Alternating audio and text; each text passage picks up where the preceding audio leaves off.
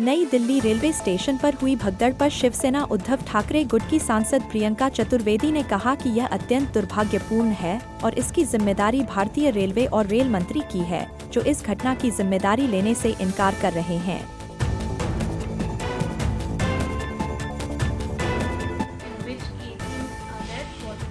I think it is extremely unfortunate. It is totally the responsibility of the Indian Railways and the Rail Minister. And I will say this very categorically, the responsibility and whatever has happened is because of the mismanagement of the railways and the arrogance of a minister who refuses to be held accountable. Let's not forget the entire sequence of events. First, the PRO totally denied that there was any stampede. When media started to report stampede-like situation, I don't understand what is a stampede-like situation. Either there is a stampede or there is no stampede.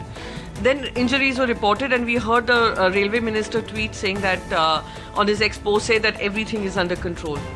Then we saw the BJP IT cell get activated and say that look, everything is absolutely hunky-dory at the railway station, there are no crowds. Everything has been managed. Then we get to know 15 people have died, out of which 4 of them were children below 10 years of age. Then we have several IT cell members saying, why are you all seeking accountability at this point in time?